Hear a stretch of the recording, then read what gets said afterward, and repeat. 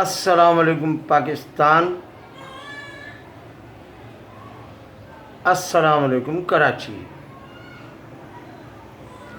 آزاد چاچا پاکستانی آپ سے مخاطب ہے، خاص طور پر ان ہرزہ سرائی کرنے والوں کے خلاف جو لیاری میں منشیات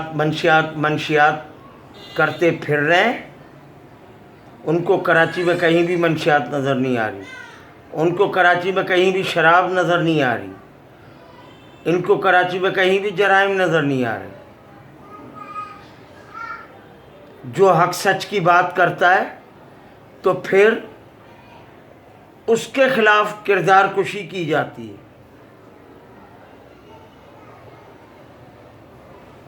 لیاری کی تاریخ جانتا ہوں، لیاری میں پیدا ہوا ہوں، لیاری کی گلیوں میں کھیلا کودا۔ خیر، لیکن اس وقت لیاری کے چاروں تھانے ایس ایس پی سٹی سرفراز نواز کی قیادت میں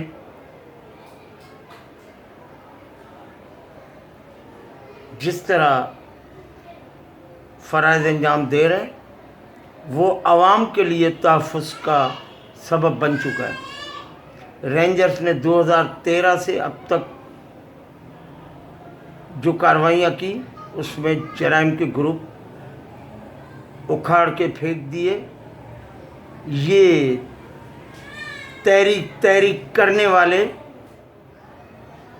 رینجرز کو بھی بدنام کرنا چاہتے ہیں، رینجرز کو ناکام دکھانا چاہتے ہیں۔ اب آ جائیں، کیونکہ میں اپنے سینئر استاد سابق ایڈیٹر روزنامہ جنگ، روزنامہ ایکسپریس، نادر شاہ عادل صاحب جو میرے استاد بھی ہیں، انہوں نے کہا تھا کہ ہم نے تو دور سے دیکھا، آپ نے گہرائی میں جا کر لیاری کو دیکھا تو کھل کے بولو۔ شبیر ارمان صاحب نے کہا کہ فرضی نام، فرضی مقام مت دینا، کھل کے بولو۔ اب ہم کہانی شروع کرتے ہیں 47 سے لے کر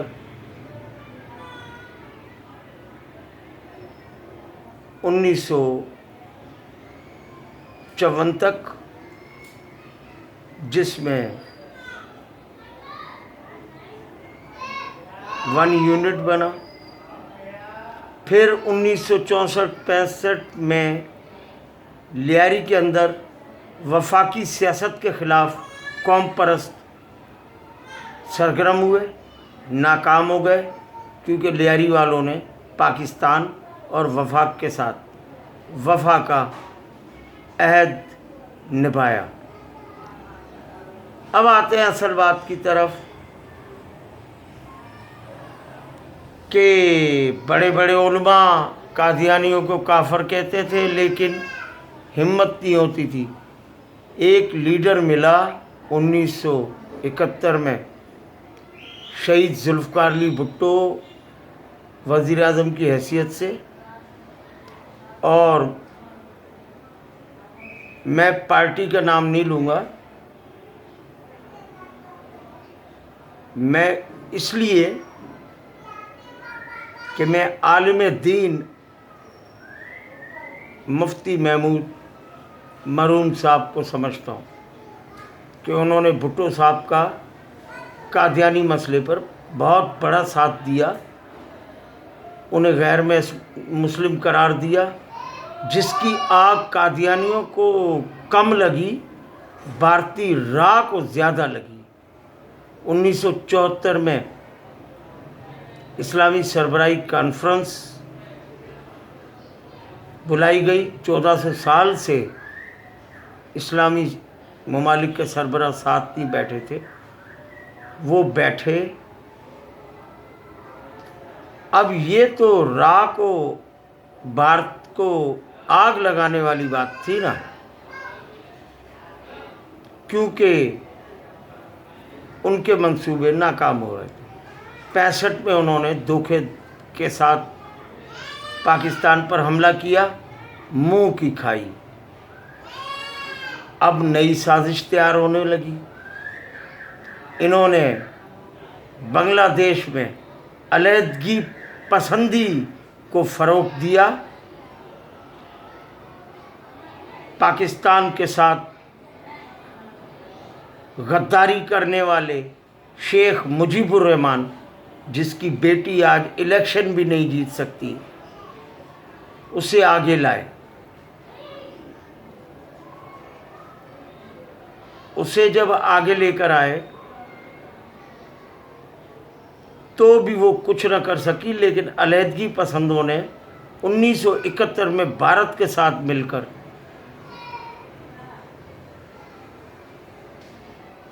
ہمارا بازو کاٹ دیا. بنگلہ دیش ہم سے الگ ہو گیا.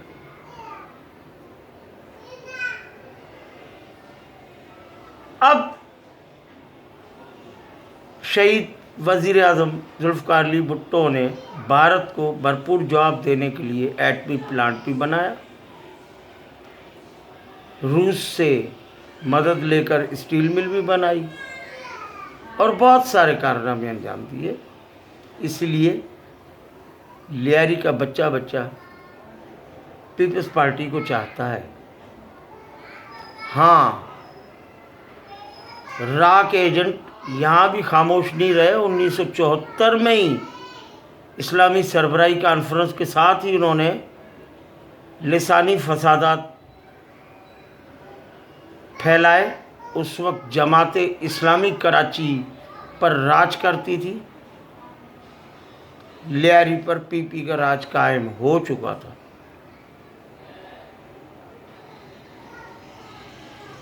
اب یہ جو تحریک انسداد منشیات چل رہی ہے، اس کے پیچھے بھی جماعت اسلامی کا PS 108 میں حادثاتی MPA عبدالرشید بھی ملوث ہے.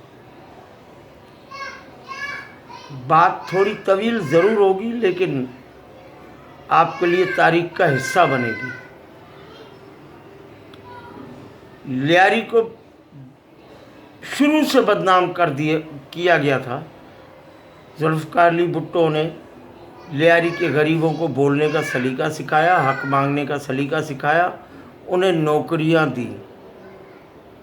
لیاری والوں کو اوورسیز میں نوکریاں ملی. انہوں نے سکھ کا سانس لیا، لکڑی کے مکان پکے بن گئے.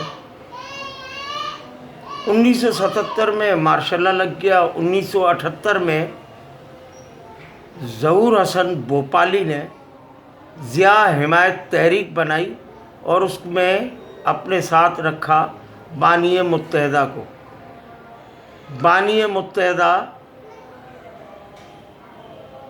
بڑی پر اثر تقریریں کرتا تھا اور اس نے تعلیمی اداروں میں کراچی یونیورسٹی کے اندر 17 جون 1978 کو آل پاکستان مہاجر اسٹوڈنٹ آرگنائزیشن کی بنیاد ڈال کر تعلیمی اداروں کے اندر خون خرابے کا ماحول پیدا کر دیا.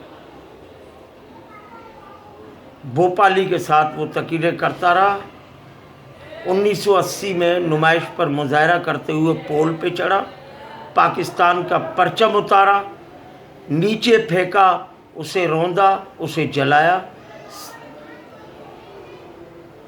پتہ نہیں کیسے اس سے فاش غلطی ہو گئی اور وہ ثابت ہو گیا کہ یہ را کا ایجنٹ ہے. یہ بھارت ہی کر رہا ہے سب کچھ، کیونکہ لیاری سے تو سیاسی کارکن جرائم پیشہ بنا کے جیلوں میں ٹھوسے جا رہے تھے. سندھ بھر سے یہی سلسلہ جاری تھا. پیدا کیا گیا بانی متحدہ. 1980 میں وہ بھاگ گیا امریکہ کے شہر شکاگو میں، جو کہ gang wars, mafias, international mafias کا شہر کہلاتا ہے. اور وہ وہاں کے مافیا ڈانس ٹیکسیوں میں سفر کرتے. اس نے ٹیکسی چلانی شروع کی. اس کو دوست ملے مافیا کے ڈان، اس کا رابطہ قائم ہوا بھارتی راہ کی ایجنسی کے ساتھ۔ وہ 1983 میں واپس آیا اور مہاجر قومی موومنٹ بنائی۔ مہاجر قومی موومنٹ جب بنی تو یہ شخص قائد تحریک بن گیا۔ آفاق احمد کے الگ ہونے کے بعد اس نے اس کو متحدہ قومی موومنٹ بنا دیا۔ اب آتا ہے دور کہ لیاری پہ کیسے قبضہ کیا جائے۔ لیاری پاکستان پاکستان پاکستان زندہ باد کہہ رہا ہے۔ کراچی میں لسانی فسادات، پہلے پٹھانوں کے ساتھ، پھر پنجابی میاں والی نیازیوں کے ساتھ، اس کے بعد سندھی بلوچ آبادیوں کے اوپر قبضے کرنے کے لیے انہوں نے ایک گہری مہم چلائی جو کہ راہ کی ایجنسی کی منصوبہ بندی کا حصہ تھا۔ اس وقت بھی ہم نے کہا کہ یہ راہ کے ایجنٹ ہے، کوئی نہیں مان رہا تھا۔ 1985 میں انہوں نے بلدیاتی نظام پر قبضہ کیا کراچی کے، لیاری کو لاوارث کر دیا۔ 1988 میں بے نظیر بھٹو صاحبہ آئیں، الیکشن ہوا، پاکستان پیپلز پارٹی الیکشن جیتی، یہ متحدہ والے حکومت کا حصہ بن گئے اور 1990 میں اپنی محسنہ وزیر اعظم محترمہ بے نظیر بھٹو شہید کی حکومت نواز شریف کے ساتھ مل کر ختم کر دی۔ اب ان کا نشانہ تھا کہ لیاری پر کیسے قبضہ ہو۔ گٹر باغیچہ 940 ایکڑ کی زمین پر کیسے قبضہ کیا جائے۔ انہوں نے اپنے لیے پاک کالونی سے دوست چنے اور ان کے ساتھ اتحاد قائم کیا۔ انہوں نے لیاری میں ان کو جرائم پیشہ سے متعارف کروایا، جرائم پیشہ کی انہوں نے بھرپور مدد کی اور انہوں نے سیاسی حلقوں سے ان کو ٹکرا دیا۔